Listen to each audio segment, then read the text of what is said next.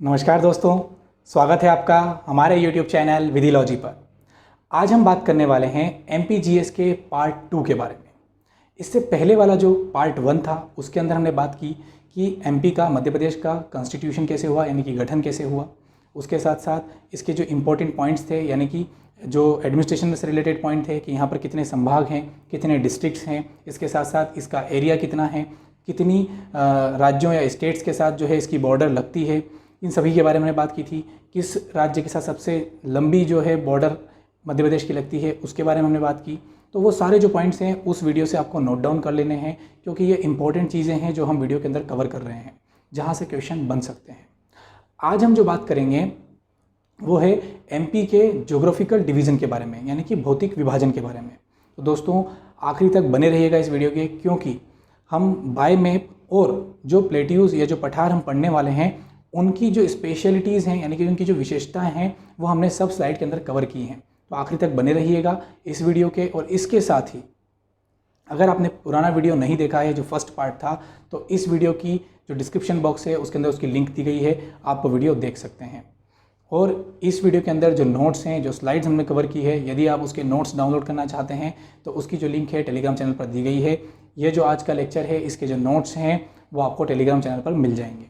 तो चलिए शुरू करते हैं। लेकिन उससे पहले अगर आप हमारे चैनल पर नए हैं तो प्लीज़ सब्सक्राइब अवर चैनल, और अगर आपको हमारी वीडियो पसंद आती है तो उसे लाइक और शेयर ज़रूर करें। मध्य प्रदेश ज्योग्राफिकल डिवीज़न,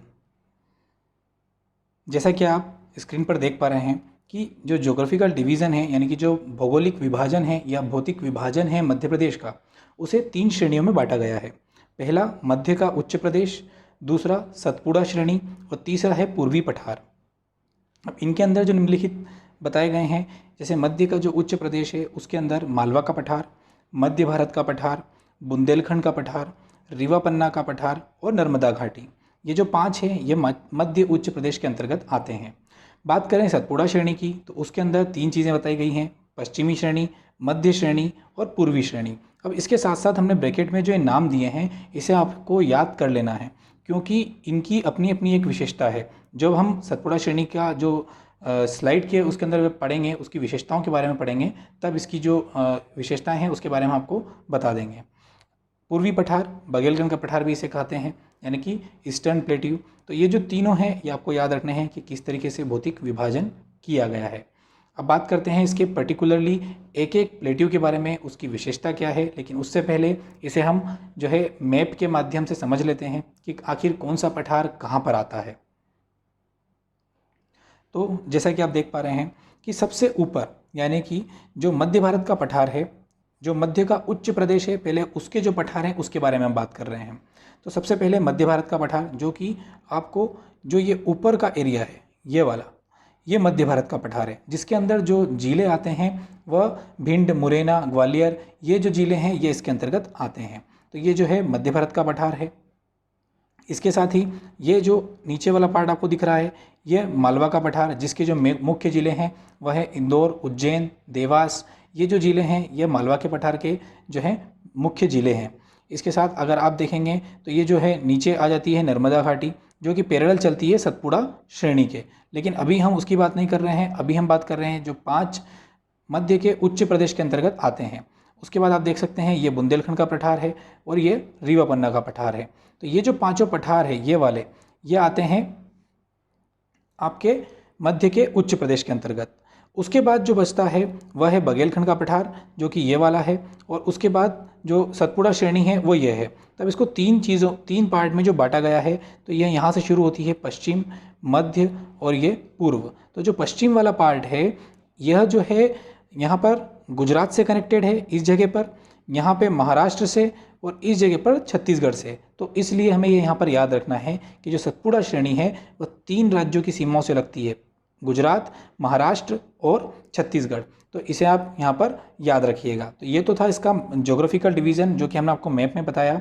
अब बात करते हैं पर्टिकुलर एक एक जो पठार या जो प्लेट्यू है उसकी विशेषता के बारे में। मालवा का पठार, मालवा प्लेट्यू, ये मध्य के उच्च प्रदेश के अंतर्गत आता है। जैसा कि अभी हमने मैप में देखा, तो इसकी जो स्थिति है, लोकेशन है, वह मध्य प्रदेश के पश्चिम में है। इसका जो टोटल एरिया है वह 28% है, यानी कि पूरे एरिया के अंदर जो 28% सबसे ज़्यादा जो भाग है वो मालवा प्लेट्यू के पास है पूरे मध्य प्रदेश का। इसका जो निर्माण हुआ था वह दक्कन ट्रेप की लावा तथा बेसाल्ट चट्टानों के टूटने से हुआ है।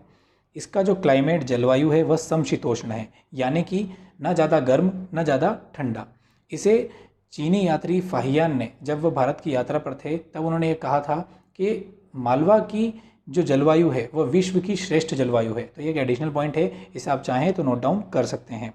वर्षा रेनफॉल यहाँ पर 50 से लेकर 75 सेंटीमीटर तक होती है, जो कि एक एवरेज है।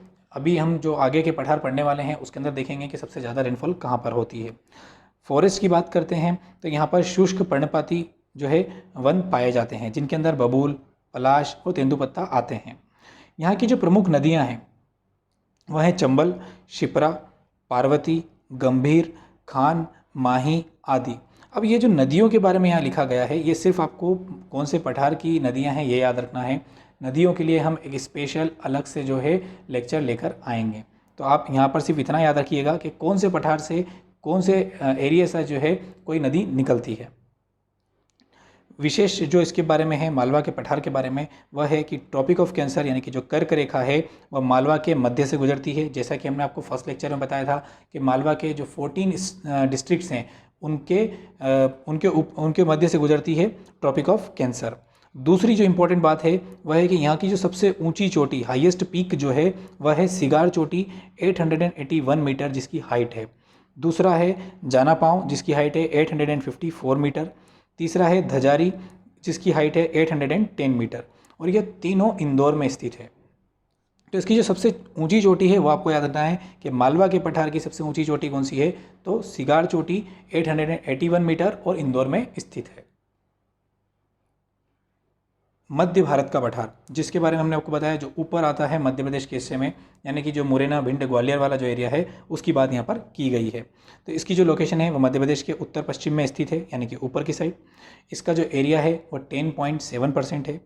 इसका निर्माण विंध्य शैल समूह के अपर्दन तथा यानी कि इरोजन तथा नदियों के निक्षेपण से हुआ है। इसका जो निक्षेपण की बात यहाँ जो की गई है उसमें मेनली चंबल नदी का रोल यहाँ पर रहता है। क्लाइमेट यहाँ का विषम है और रेनफॉल जो है यहाँ पर 50 से लेकर 75 सेंटीमीटर तक होती है।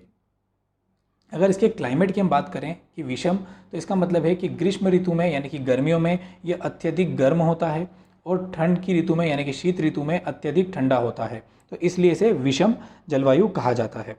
यहाँ पर जो वन पाए जाते हैं वह शुष्क और कटीले पर्णपाती वन होते हैं, जैसे कि बबूल, पलाश, खेर आदि। यहाँ की जो मुख्य नदियाँ हैं वह है चंबल, सिंध, पार्वती, काली सिंध, सीप आदि। अब यहाँ से भी वही बात है कि आपको सिर्फ इसकी इंपॉर्टेंट जो नदियाँ हैं उनका नाम याद रखना है। इससे रिलेटेड जो वीडियो है हम लेकर जरूर आएंगे। इसकी जो विशेषता है वह है कि इस पठार को सरसों की हांडी कहा जाता है। अब इसे आप अंडरलाइन कर लीजिएगा क्योंकि यहाँ से क्वेश्चन पूछा जाता है, इस तरीके के क्वेश्चन पूछे जा सकते हैं। बुंदेलखंड का पठार, तो जो बुंदेलखंड का पठार है वो मध्य भारत का जो पठार हमने पढ़ा उसके जस्ट जो है पूर्वी में जो है बुंदेलखंड का पठार लगता है। तो इसकी जो लोकेशन है वह है मध्य प्रदेश के उत्तर पूर्व में स्थित है। इसका जो एरिया है वह 7.7% है पूरे मध्य प्रदेश का। इसका निर्माण कैम्ब्रियन युग की ग्रेनाइट विंध्य शैल से हुआ है। तो ये दोनों यहाँ पर जो है आपको याद रखनी है। हालांकि इतना इंपॉर्टेंट, इतना डीप जो है वहाँ पर नहीं पूछेंगे, लेकिन फिर भी एज अ जनरल इन्फॉर्मेशन आपको याद होना चाहिए। इसका जो जलवायु है वह विषम है, जैसा कि अभी हमने पढ़ा कि सर्दियों में ज़्यादा सर्दी और गर्मी के टाइम पर ज़्यादा गर्म। यहाँ पर जो रेनफॉल है वो 75 से लेकर 100 सेंटीमीटर तक होती है। यहाँ पर जो वन पाए जाते हैं वह शुष्क पर्णपाती, बबूल, पलाश, तेंदुपत्ता आदि। जैसा कि अभी हमने बाकी के दो मालवा का पठार और मध्य भारत का पठार पढ़ा, वैसे ही वन जो है यहाँ पर भी पाए जाते हैं। अब यहाँ की जो मुख्य नदियाँ हैं वह हैं बेतवा, धसान, सिंध, उर्मिल, जामनी आदि। अब इनमें इम्पोर्टेंट है बेतवा, उसके बारे में जो विशेषता है उसके बारे में देखते हैं। इसकी जो विशेष बातें हैं उसके अंदर पहले पॉइंट पे आता है सबसे ऊंची चोटी सिद्ध बाबा की चोटी 1172 यानी कि 1172 मीटर है, जो कि दतिया में स्थित है। याद रहे दोस्तों, यह जो क्वेश्चन है, ये पीएससी पहले भी कई एग्जाम्स में पूछ चुका है कि सिद्ध बाबा की चोटी की हाइट कितनी है, वह कहाँ पर स्थित है। तो इसे अच्छे से याद रखिएगा, क्योंकि जो हमारी एग्ज़ाम है वो पीएससी लेगा, इसलिए बहुत ज़्यादा चांसेस हैं कि इस तरीके के जो क्वेश्चंस हैं वो रिपीट हो सकते हैं। दूसरी इंपॉर्टेंट बात कि जो बुंदेलखंड की गंगा जिसे कहते हैं वह है बेतवा। बेतवा को जो है बुंदेलखंड की गंगा कहा जाता है, लेकिन ये किस आधार पर कहा जाता है? पॉल्यूशन के आधार पर, प्रदूषण के आधार पर जो है बेतवा कहा जाता है, बेतवा को गंगा नदी कहा जाता है बुंदेलखंड की। तो ये सारे इंपॉर्टेंट पॉइंट हमने यहाँ पर कवर किए हैं, इसे आप नोट डाउन कर लीजिएगा। रीवा पन्ना का पठार, इसकी जो स्थिति है वो मध्य प्रदेश के पूर्व मध्य में स्थित है, यानी कि बुंदेलखंड के पठार और जो नर्मदा घाटी है उसके बीच में। इसका जो लोकेशन है वह पूर्व मध्य में स्थित है। इसका जो एरिया है वो 10.36%। कंस्ट्रक्शन यानी कि इसका जो निर्माण हुआ है वह विंध्य शैल समूह के अपरदन से हुआ है। यहाँ पर जो रेनफॉल होती है यानी कि जो वर्षा है वह 100 सेंटीमीटर से लेकर 125 सेंटीमीटर तक होती है। यहाँ पर वन जो पाए जाते हैं उनके अंदर बांस, शीशम, तेंदुपत्ता आदि के जो वृक्ष हैं वह बहुमात्रा में पाए जाते हैं। यहाँ की जो प्रमुख नदियाँ हैं वह हैं टोंस, बीहड़, केन, बिछिया आदि। अब इसमें जो टोंस और जो बीहड़ वाली जो है यह आपको याद रखनी है। इसके साथ ही इसके अंदर जो विशेषता है वह है कि इस क्षेत्र से रीवा पन्ना का जो नाम है वह हीरे के लिए बहुत ज़्यादा फेमस है। तो यहाँ से जो विशेष स्थिति है वह यह है कि हीरा, चूना पत्थर और गेरू यह चीज़ें यहाँ पर ज़्यादा पाई जाती है। तो इसे आप नोट डाउन कर लीजिएगा। बात करें नर्मदा घाटी, मध्य के उच्च प्रदेश के अंतर्गत जो सबसे लास्ट आता है वह है नर्मदा वैली। इसकी जो स्थिति है वह सतपुड़ा श्रेणी के उत्तर में स्थित है, यानी कि सबसे नीचे आपने मैप में देखा कि सबसे नीचे जो है मध्य प्रदेश के अंदर सतपुड़ा श्रेणी आती है और उसके जस्ट पैरेलल में जो है नर्मदा वैली जो है बताई गई है। जो नर्मदा वैली जो है वह सतपुड़ा श्रेणी के जस्ट ऊपर है, तो इसीलिए इसे यहाँ पर कहा गया है कि सतपुड़ा श्रेणी के उत्तर में स्थित है, नॉर्थ में। इसका जो क्षेत्रफल है एरिया वह है 26%। इसका जो निर्माण हुआ था वह है पश्चिम के सवक, यानी कि जो पश्चिम वाला एरिया है जो मालवा के पठार से नीचे लगता है वहाँ की अगर हम बात करें तो दक्कन ट्रेप के लावे से तथा पूर्व में धारवाड़ और विंध्य चट्टानों से हुआ है। पूर्व में मतलब छत्तीसगढ़ से जो लगा हुआ है उस पर जो निर्माण हुआ है वह धारवाड़ और विंध्य चट्टानों से हुआ है, तो ये आपको याद रखना है। यहाँ पर जो रेनफॉल होती है वह 75 सेंटीमीटर से 125 सेंटीमीटर तक होती है। यहाँ पर जो वन पाए जाते हैं उनके अंदर सागौन, साल, तेंदुपत्ता आदि के जो वृक्ष होते हैं वो बहुतायत में पाए जाते हैं। यहाँ की जो प्रमुख नदियाँ हैं वह है नर्मदा, तवा, हिरण, शेर और दूधी नदी। तो इसमें नर्मदा, तवा और दूधी नदी ये इम्पॉर्टेंट हैं, इनके बारे में आप थोड़ा पढ़िएगा ताकि जब हम इसके बारे में, नदियों के बारे में जो स्पेशल वीडियो बनाएंगे तो आपको और अच्छे से ये समझ में आ पाएगा। इसकी जो विशेषता है कि नर्मदा घाटी को कृषि अर्थव्यवस्था की रीढ़ की हड्डी कहा जाता है, यानी कि बैकबोन कहा जाता है कृषि अर्थव्यवस्था के लिए नर्मदा घाटी को। तो यह आपको यहाँ पर याद रखना है। अब बात करते हैं सतपुड़ा श्रेणी की। तो जैसा कि हमने इसके हेडिंग में लिखा हुआ है कि यह 3 राज्यों में जो है इसकी सीमाएं लगती है। अब वह 3 राज्य कौन कौन से हैं वो हमने आपको बताया कि पश्चिम में अगर हम बात करते हैं तो गुजरात, मध्य की बात करते हैं तो महाराष्ट्र और पूर्व की बात करते हैं तो छत्तीसगढ़। ये तीनों आपको याद रखने हैं। इसकी जो स्थिति है मध्य प्रदेश के दक्षिण में यानी कि साउथ में स्थित है, सबसे नीचे वाला जो पार्ट है। इसका एरिया 11% है और इसका जो निर्माण हुआ वह दक्कन ट्रेप के लावे तथा धारवाड़ चट्टानों से हुआ है। यहाँ पर जो रेनफॉल होती है वो 75 सेंटीमीटर से लेकर 150 सेंटीमीटर तक होती है। यहाँ पर जो रिवर्स यानी कि जो प्रमुख नदियाँ हैं वह है ताप्ती, बेनगंगा, शक्कर, पेंच, बावनथड़ी आदि। अब यहाँ पर जो ताप्ती बेनगंगा जो नदी है इसके बारे में आप थोड़ा रीड कीजिएगा, क्योंकि जो ताप्ती नदी है वो किस साइड से बहती है ये भी आपको याद रखना है। इस तरीके के जो क्वेश्चन है वो यहाँ से पूछे जाएंगे, इसको एक बार आप रीड जरूर कर लीजिएगा। इसके बारे में जो विशेषता है कि यहाँ पर सबसे ऊंची चोटी धूपगढ़ चोटी 1350 मीटर है। अब ये जो धूपगढ़ चोटी है हम कई बार सोचते हैं कि ये पचमढ़ी में है या फिर सतपुड़ा श्रेणी में है, लेकिन पीएससी ने जब इसके लिए क्वेश्चन पूछा तो उन्होंने स्पेशल वह पर्वत श्रेणी का नाम पूछ लिया था कि आखिर ये किस जगह पर है, किस जगह पर एग्जैक्ट लोकेटेड है। तो इसलिए आपको याद रखना है कि जो 3 श्रेणी हमने बात की थी उसमें जो महादेव श्रेणी है मध्य श्रेणी के अंतर्गत, तो वहाँ पर महादेव श्रेणी पर धूपगढ़ चोटी स्थित है और इसकी हाइट क्या है 1350 मीटर। तो ये आपको याद रखना है। लास्ट आता है बघेलखंड का पठार, ईस्टर्न प्लेट्यू। यह एमपी के पूर्व में स्थित है, यानी कि ईस्ट में स्थित है और इसका जो क्षेत्रफल है वो 7% है, जो सबसे कम है। इसका जो निर्माण है वह आद्य महाकल्प शैल समूह से हुआ है।